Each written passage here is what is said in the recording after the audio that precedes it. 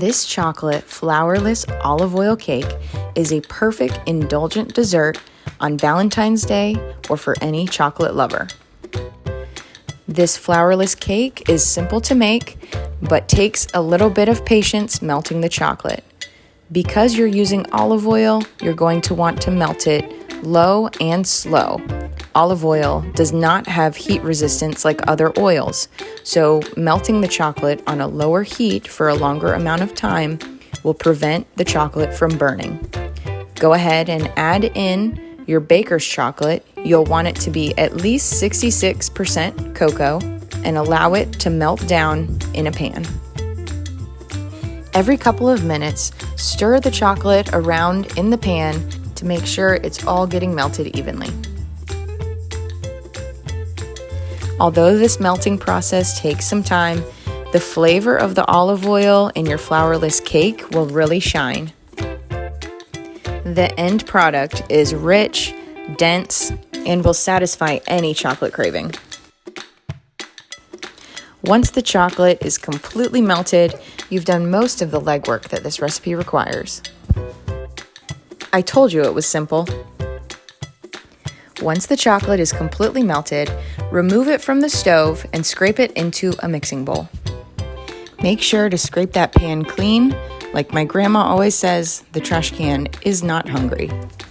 Add in granulated sugar and whisk it up until it's smooth. Then you're going to add some cocoa powder, a secret ingredient of espresso powder, vanilla extract, and a touch of salt. Whisk this all together until you have a smooth batter. The last piece of the recipe is 5 eggs. Whisk the eggs together in a bowl, and then you will fold it into the batter.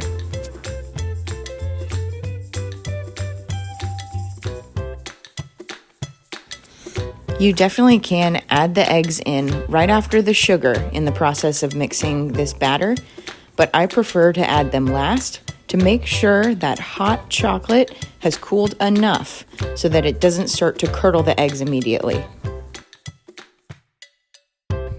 After your batter is mixed together nice and smooth, go ahead and use a 9-inch cake pan, grease it on the bottom and the sides, and then scoop the batter into the pan evenly. I do a little shimmy trick in order to spread the batter out nice and evenly and remove any air pockets, because shaking the pan gently seems to disperse the batter just the way you need it.